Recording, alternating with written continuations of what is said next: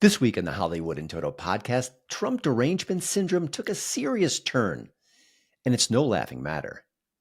And we interview actor Matthew Marsden. You've seen him in great films like Rambo and Black Hawk Down, but his willingness to defy the Hollywood groupthink, think for himself, speak for himself, is why he's a first-class culture warrior, in addition to a pretty talented guy.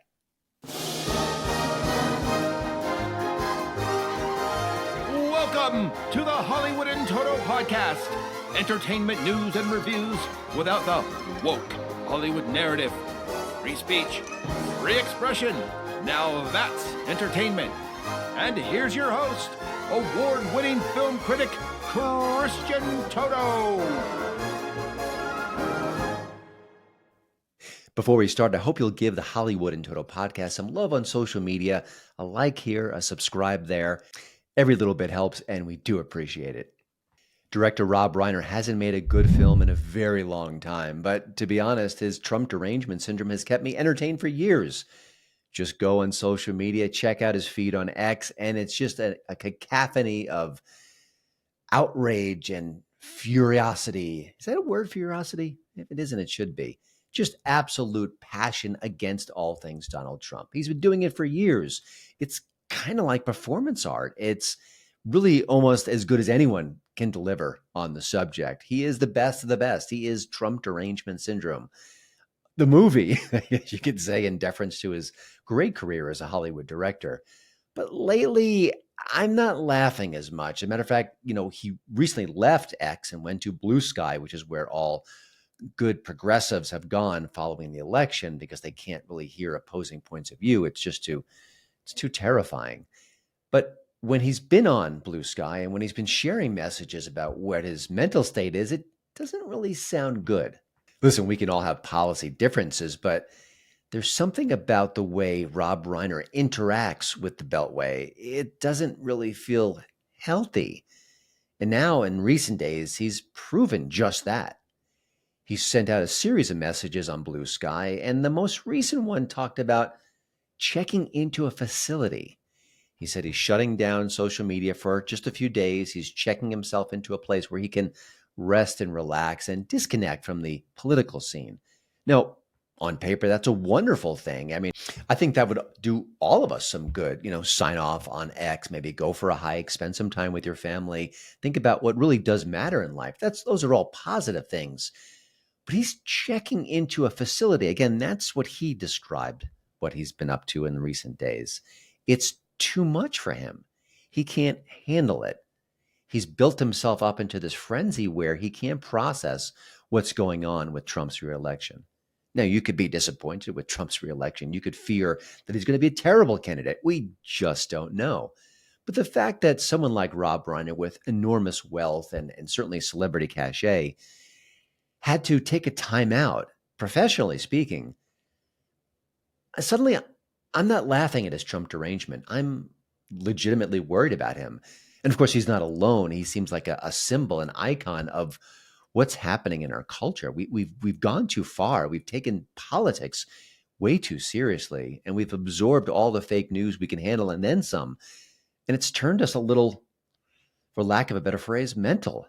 We're very close to the holidays. I do hope that Riner checks out of social media for a few days, maybe checks in with his extended family, spends Thanksgiving with loved ones, talks about anything else but politics and Trump and the Beltway. Maybe talk about some of the great movies you've directed, some of the wonderful friends you've made along the years, other projects you might have in the hopper. He's actually directing, as of now, I believe, the sequel to Spinal Tap, and I'm quite afraid of what that's going to look like for multiple reasons. One is it's been forever since the first film came out. I don't know if I trust Rob Reiner as a director at this point in his career. He hasn't made a movie, like I said, a good one in a very long time. And also, what's the point of a Spinal Tap film now? It just seems like a perfect mockumentary. Why mess with perfection? It doesn't seem wise. Now, but why don't you just make 10 louder and make 10 be the top number and make that a little louder? These go to 11. But we'll put that aside. The bigger issue is that Rob Reiner doesn't seem to be well, and other people don't seem to be well especially within the Hollywood community. Just another quick note here. Actor Sebastian Stan, who's a very talented fellow, recently starred in The Apprentice. And that's, of course, the Donald Trump biopic about his rise to fame and how he became such an evildoer. I didn't love the movie, didn't like the movie, but he's actually very good in it. And I certainly wouldn't besmirch his performance. But recently he tried to engage in this variety interview series called Actors on Actors, where two actors talk about their craft, about the projects they're working on now. It's really an Oscar campaign in a sense, because it's often the people who are in award season movies talking about what they've done. It's nothing wrong with that. It's just calling out a campaign when I see it. But Sebastian Stan went on record and saying, yeah, I couldn't find anyone else to talk with me. He couldn't find a fellow actor to explore his craft, to talk about The Apprentice, to talk about what other actor is doing at the moment because of Trump, because of The Apprentice, because no one wants to go near that subject. And you could say they're exhausted by Trump. You could say they fear Trump's retribution, which is absurd, but it is a theory here. But that's where we've come in society, more specifically in Hollywood, where an actor can't really talk to his peers because of Trump, where a award-winning director like Rob Reiner has to check himself into a facility because he's so swamped by feelings and emotions about a presidential election.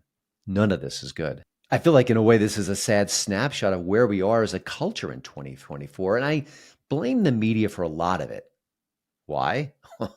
Well, they lied and they lied and they lied some more. And they just keep on lying or omitting things that you really need to know. It's just what they do. Journalism is just absolutely corrupt. And, you could also argue if Trump was such a monster, such a Hitlerian presence, maybe just report on what he actually does instead of making up these false allegations and these narratives, which turn out to be completely made out of thin air. I mean, wouldn't that be more effective? Wouldn't that be helpful? But no, the media just keeps on keeping on. And it's why we just don't trust them anymore. But there's an effect. There's something that happens because of all those lies. You get people like Rob Reiner who think that Hitler 2.0 is en route coming in January. That's where we are as a culture. And Rob Reiner, well, I've been laughing at him for a while now, but I just don't find what's going on with him and his life funny. I really don't. And I think it just expands to the culture at large. I've used TDS in stories and headlines and conversations here in the podcast.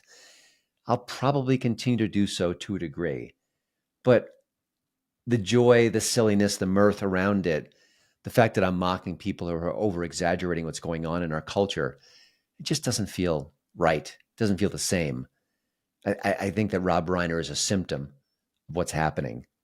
Yes, it's Hollywood. Yes, he's a star. Yes, he's, I'm sure, wealthy beyond most people's imaginations, but he's suffering right now, others as well. And I wish that maybe Hollywood would take a step forward and say, let's push past this. Let's come together as a society, maybe a story, a film, a TV show that could unify us instead of dividing us anew. Wouldn't that be great in Trump's America? I'd love to see it.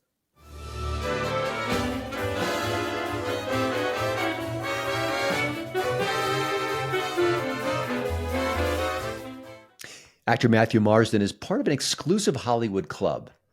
Talented? Yeah. Versatile? Absolutely. A killer resume? Oh, yeah.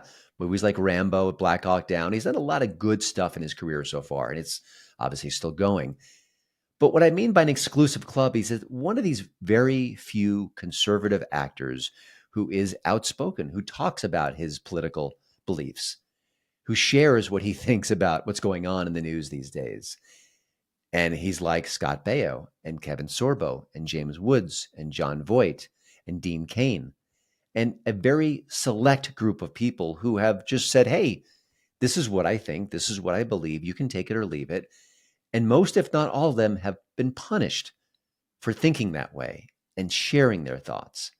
It truly is amazing. And I hammer this a lot, and I hope people listening aren't exhausted by it because I do think it's important.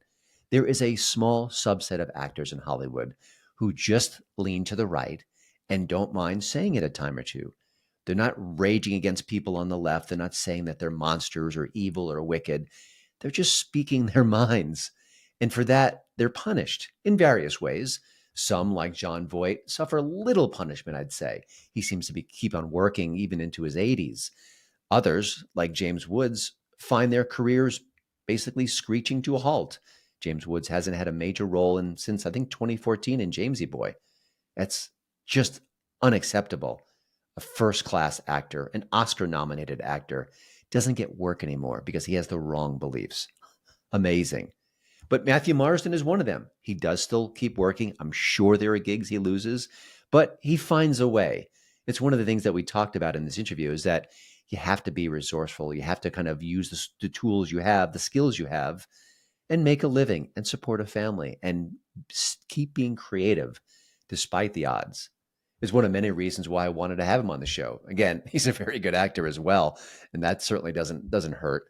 But he's got a lot to say, and part of it is being shared on his new YouTube channel. We'll talk about that as well. He's a fascinating figure, and I don't dismiss the courage that he shares and speaking out.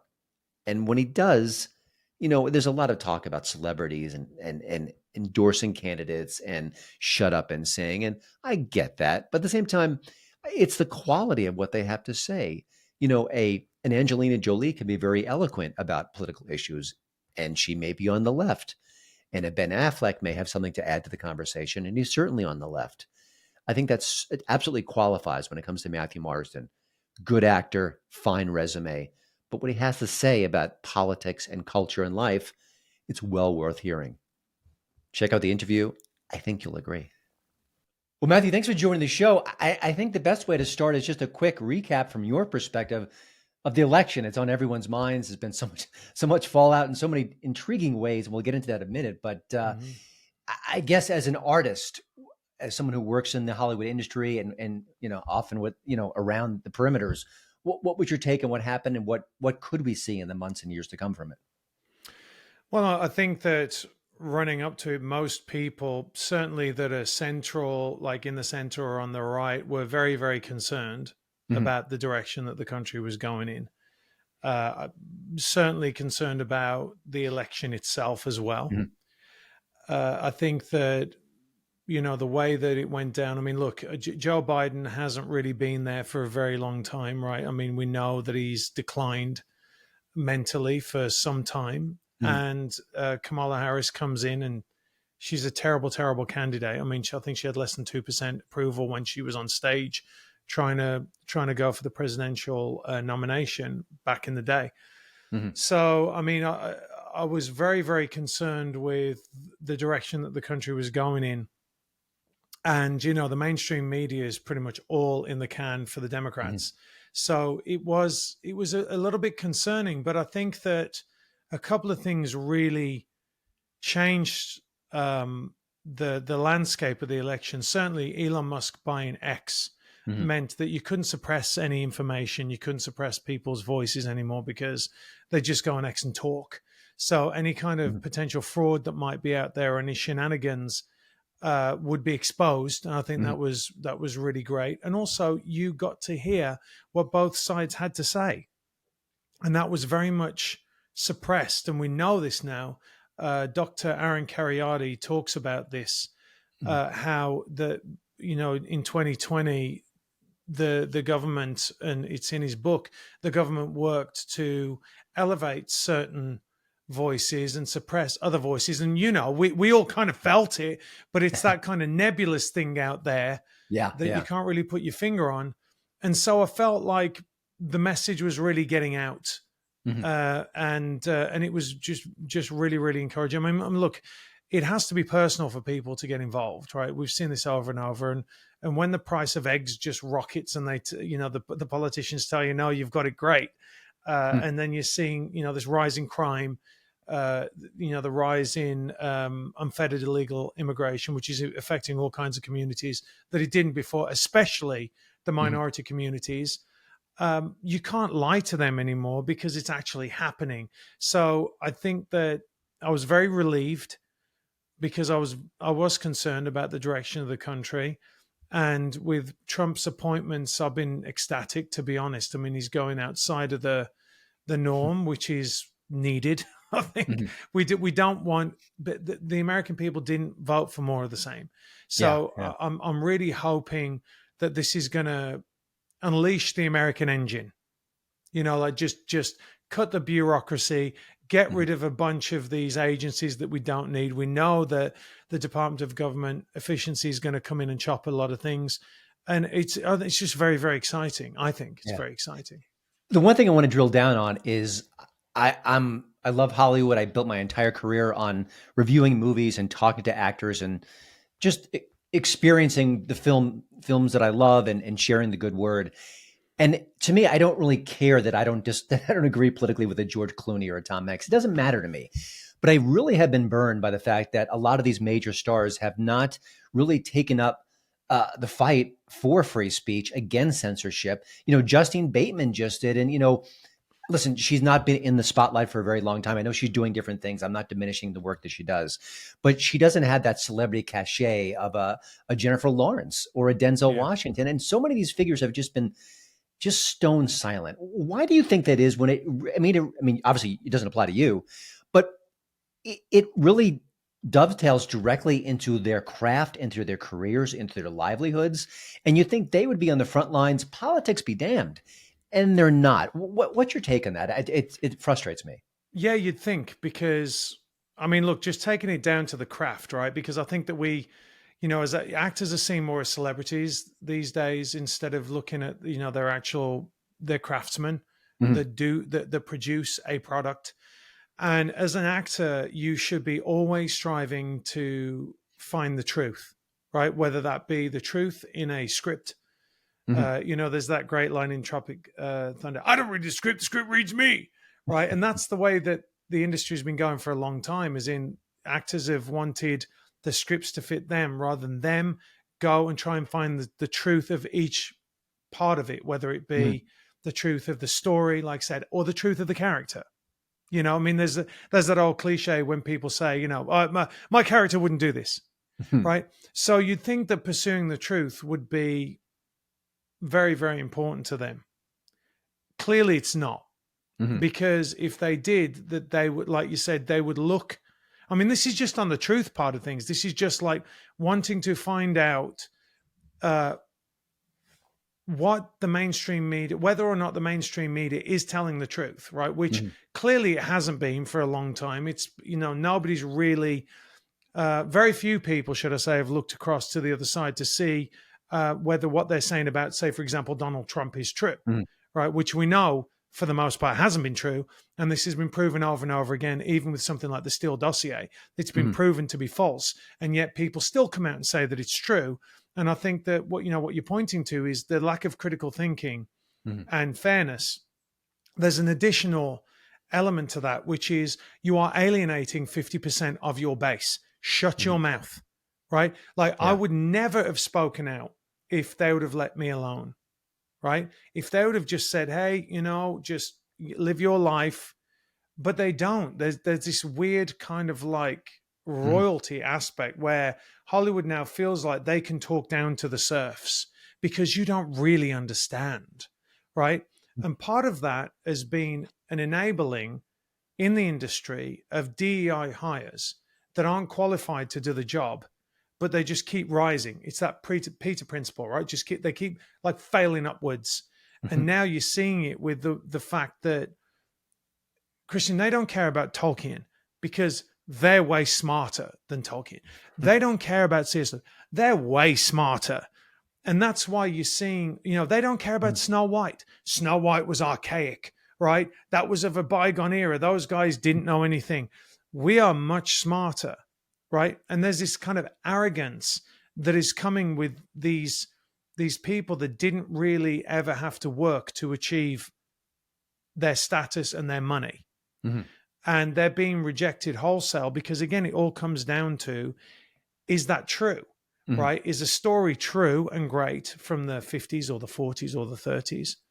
Well, yes, right? And should that translate all the way through? Stories, as you know, the Joseph Conrad side of things, that your stories are universal, right? And what they're trying to do now is trample on people who, I mean, there's nobody in Hollywood that has anywhere near the intellect of Tolkien.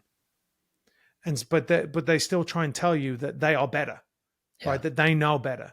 And it's a massive amount of arrogance. But in addition to that, Christian, I got outed in 2010, and it was just through like going to something that had Republicans in, and that was it. Like you couldn't. That was kind of the beginning after Obama came in. You didn't build that, and you can actually look at the way that movies started turning, right, around that period of time as well. That it was, if you were in the center or right, shut up, because we don't want to hear what you have to say. And that's when that kind of like soft tyranny started. And we've seen it over and over again. And that's why you don't see people talk out. I've had so many people call me and contact me personally away from the spotlight to say, hey, yeah, you go, and I'm like, well, come out and talk about it. And then maybe I won't get canceled because there'll be more of us, right? So it's a little bit frustrating. Kevin Sorbo said the same thing, by the way. He said, they've done it to, they've done it to Kevin, and it's like, again, I was speaking to Aaron Cariotti the other day, and he was saying like the canceling in Hollywood is kind of more insidious because you can't point to it, right? Because if a casting director doesn't call you, people just go, well, you weren't right for the role, or if you get on that note, yeah. Matthew, it felt significant a few days ago when Sylvester Stallone came out and was praising Trump. I mean, this guy's an icon. He's a superstar. He didn't need to do that. And he even did it after the election. So there was no real, I need to get the person I like elected to office. And, given Dennis Quaid, given Zachary Levi, given Drea De Matteo, do you feel that something is maybe the land beneath your feet is shifting in a good way, or are these still isolated situations where, hey, it's Stallone, he's, who's going to say no to him? He's a legend. What's your take as having been brave enough to speak out long before this? Well, yeah, that is an element. I mean, it's like you have John Voight, who, is one of the great actors of all time. You got Stallone, who, I've been very fortunate to work with. He's an icon. He's on Tulsa King now. He will work until he dies because that's who he is, and he'll always be Sylvester Stallone. But can you tell me one person underneath the age of 30 that came out and said anything? There's none. There's none. Because nobody will, because they know. And that is unfortunate. But I do think that, yes, there is a shift. And it is up to conservative investors to capitalize on this, because Hollywood is still doubling down on the woke. They're still doing it. There's a few that come out, as there's a few that kind of squeak through, like you got like Twisters, where you've got, and I'm sure, your audience is smart enough and clued up enough to understand the way that the financing works on a film. So you are going to need a leading actor that is okay with not having a woke message in the movie to get the movie made. So you got Glenn from Twisters. Al? Yeah, which I love him. I think he's a terrific actor. And he's like, I don't want any woke stuff in it. Let's just make a great movie. Tom Cruise. Don't need any woke stuff in it. Let's just make a great movie. And guess what? They make $1 kajillion. Yeah. Unfortunately, we still have the old apparatus there that I know I'm not going to get hired by Hollywood. They're not going to hire me. I've been too vocal. And what happens is, because if you look at someone like Drea De Matteo, who all the actors you mentioned are terrific actors, right? But they stop getting the phone calls. Right, when they open their mouth, they stop getting the phone calls. So therefore, their cachet goes down. Right, Stallone is on one of the best shows on television. Right, Tulsa King. He's Stallone. If he wants to do another Rocky, it'd still make $1 kajillion, or another Rambo. So there is a difference, and I think that what we need to do is I'm telling all the conservative investors out there are thousands of screenplays out there that are already done. You don't have to, go out there and get someone to write it. There are thousands of them that could be made tomorrow into fantastic films and be cast with great actors, and you'd have a hit. You just Yeah. got to invest in it and make an alternative. Are you finding some potential opportunities with like Angel Studios where they're not beholden to that mentality, or even Daily Wire, which seems to be ramping up their feature film work? Is that a place for people like yourself who are honest and open and brave, where maybe you could at some point intersect with them and work with them? Is that Yeah, I part of mean, the future? yeah, I think it's an option, but certainly with Angel Studios, you would normally make your movie, then take your movie to them, right? Mhm. Like, and they could distribute it. I think that they are still very early in the game, and I think that whenever I talk to someone, they'll say Angel Studios, Daily Wire, and I'll say, well, Universal Studios, Disney, Warner Brothers, Sony, Lionsgate. There needs to be more, right? Yeah. There's I a mean, it's David lot. versus Goliath. Yeah, and those guys, they can't. Mhm. Yeah, everybody's going to them, so they're like dealing with drinking from a fire hose, and they're relatively new into this Mhm. space, right? Yeah. So there are opportunities for other studios to pop up and maybe collaborate with them. Like Mhm. make a. I've got a movie right now that has an A-list director, one of the best directors, and a potential. I say a potential because you want to go and make an offer. I know this person wants to do the film. You want to make an offer when you got the money. I can't get the money for it Mhm. because a lot of the time, conservative and Christian investors will say, "Oh, there can't be any cursing in it," or like there can't be any violence in it. I'm like, well, you wouldn't get the Mhm. passion if there was no violence. You wouldn't get Hacksaw Ridge if there was no cursing or no violence, right? Like you got to be. I think you got to be prudent, Mhm. but people want to see great movies and they understand real life, right? So I think that what we're tending to do right now is sanitize it a little bit, or they'll turn around and say, well, Mhm. we'll fund it, but you've got to get blah blah blah in the movie. And I'm like, they don't want to do your movies, guys. Like, I've got to tell you, they don't. We've got to build a new ecosystem, Yeah. and it will work. It will work because people are hungry for it. Yeah. Yeah. One of the things you've been doing in recent months is you have your own YouTube channel. Talk a little bit about that. I mean, you're a very creative. I didn't know you were a singer as well. I mean, I was just doing a little research about you. You've got more skill sets than I could possibly counter on one show. But what's that journey been like? And does that scratch a creative itch in its own unique way? It does. I mean, I want to be clear about something. Like, I come Sure. from the school of survival, Mhm. right? So where I grew up in the UK, I never thought that I'd be a success as an actor. Like, I wanted to do it. I always say, like, the great thing and the bad thing about Hollywood is you can walk off the streets and become a star, right? Because the great thing is you can do that, but also the bad thing is you end up on set with people that have no kind of training, no basis in their Mhm. craft, right? But in the UK, you have to be good at what you do. And, I went through a process. It's like a filter process that you go through if you can do theater and blah, blah, blah. And you move your way up to film and then maybe American films and whatever. But me singing was purely a function of, Mhm. I need to be able to do musicals. Like, you look at Hugh Jackman, like, you need to be able to do musicals because when I'm looking for my £250 a week job on in the West End, I Mhm. need to be able to maximize the opportunities by singing. So yeah, I did singing, but I did have a recording contract with Columbia Uh, Records. And again, the first screenplay I wrote, I sold, and then the second one I made into a movie called I Am That Man that's now done 5.4 million views on YouTube, which, if I was on the left, I would have money thrown at me, Christian, to make another one. yeah. So the YouTube thing, look, I always look and say I'm a meat puppet, right? Like, who wants to hear what an actor has to say about anything, really? But after the stuff that went on a few years ago, I'm very careful to mention it because I know you can get dinged for it. But Mhm. I realized that a lot of people didn't have a voice. And when I stood up for certain things, I lost a few jobs because I wouldn't take a certain thing. Um, I had people reach out to me and say, thank you so much for speaking up because I don't feel like I have a voice. I feel like I'm alone. I feel like I'm alone. And when you hear that, it's really difficult then to just Mhm. say, well, whatever, I'm going to go Mhm. back to my own job, my old job. And I had a friend of mine called Trevor Colt, who was a military cross recipient, a veteran in the UK. And he said, you should really do a YouTube channel. You should really do that. I was like, God, dude, who wants to listen to me?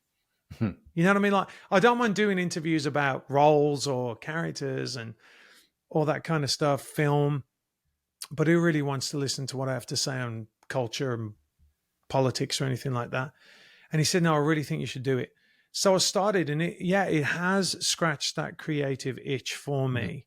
And what it's done is, I don't like, as an actor, you are forever relying on other people to give you work, right? Unless you go out and you make your own movies. And again, I've just outlined why that's very difficult, right? You know, because I've got to get them. They'll say, well, you know, we'll do it with you if you can get Mel Gibson. I'm like, well, I need the money so I can go and make Mel Gibson an offer, because that's the way it goes, right? In the real world. Otherwise, you're in kind of like the independent, like BS world, right? Where people say, oh, I've got so-and-so attached. And I'll be like, have you really? You know? So doing the YouTube thing was a way of building a community, but also saying to people, and I've said multiple times that you don't want to be an echo chamber, right? You want to have people that disagree with you that come up and maybe they'll stumble over what you have to say and think, oh, okay, that's interesting. But also it builds a community that can eventually, so for example, I think Mark Ruffalo and Robert Downey Jr. have combined about 107 million followers, right? If they asked for $1 from each of those followers, you got $107 million movie you can go and make. Yeah. Right. So building these communities and building a YouTube channel decentralizes the power. It puts it more in the hands of the people. And I keep telling them, you guys have the power. Don't just be about not buying Bud Light or not going to Target. Be about what I want to build, right? Because that's essentially what America's all about, right? Opportunity moving forward. And conservatives tend to be a little bit more like, I see that and I don't want that, so I'm going to push against it, right?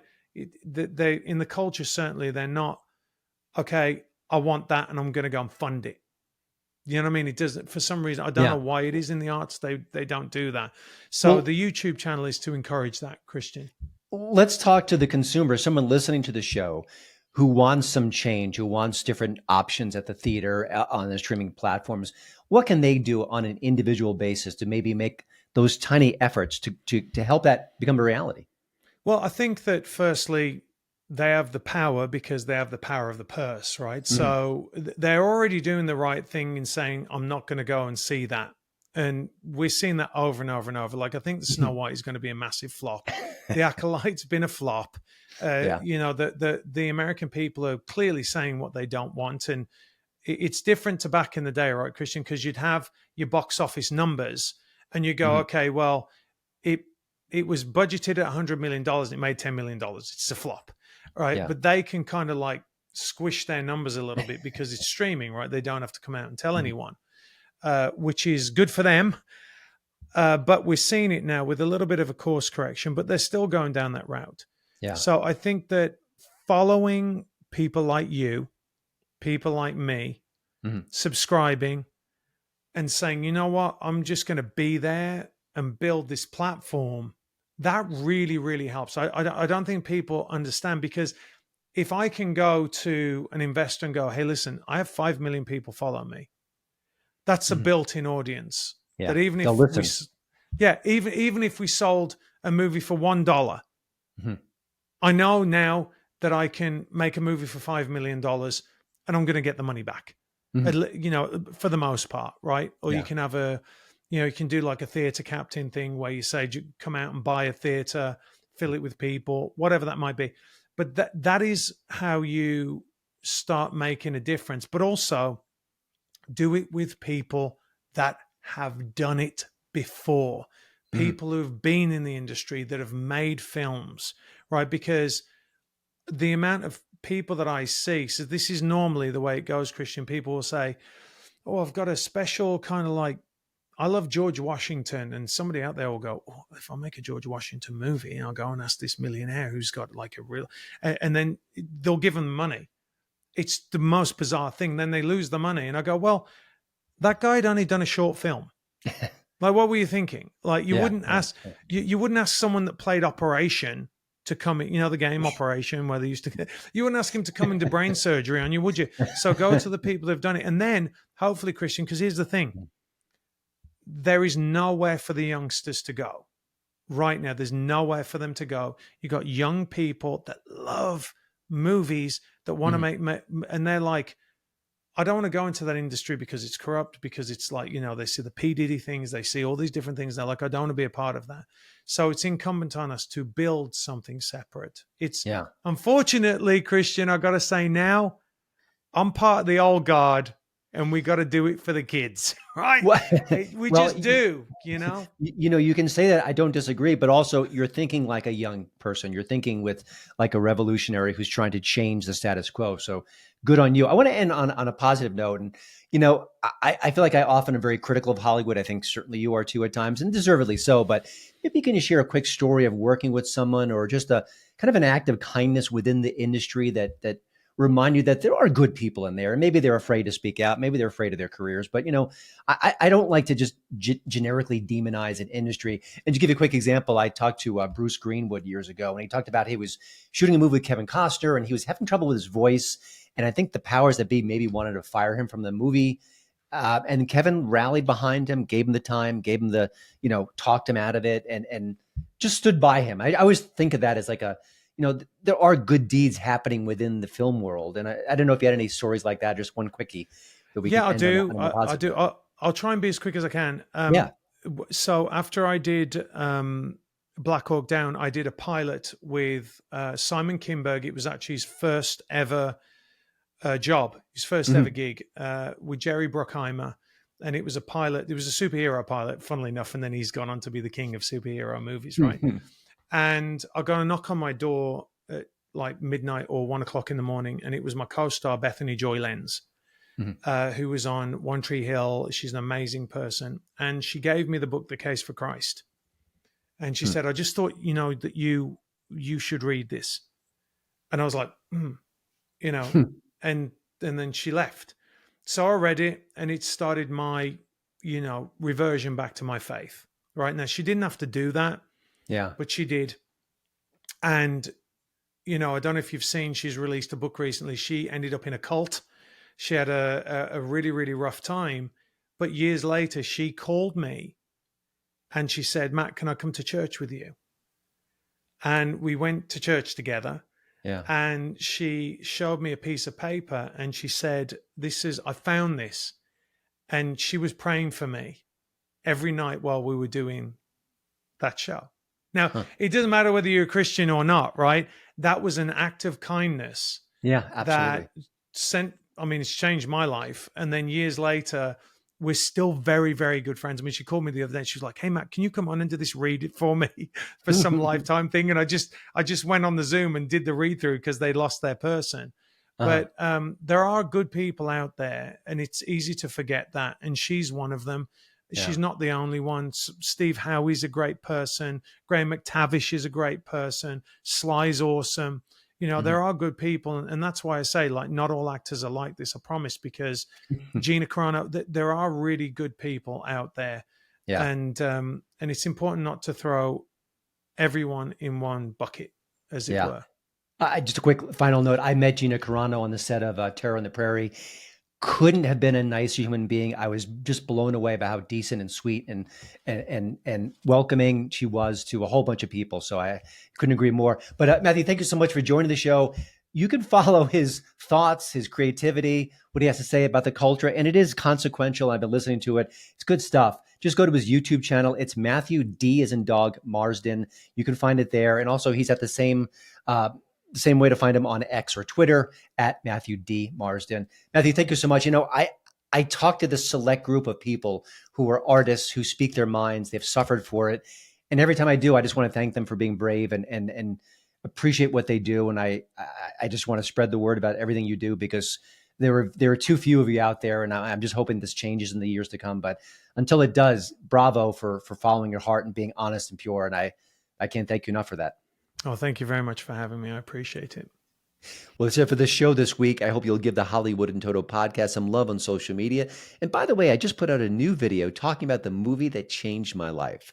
I don't use that word loosely. It's something that was part of my childhood that still echoes to today. And getting a lot of warm feedback from that particular episode. So I hope you do check it out. Only 10 minutes long, but I think it'll give you a little insight into me, into culture, into why movies absolutely matter. It's why I'm here. It's why you're listening.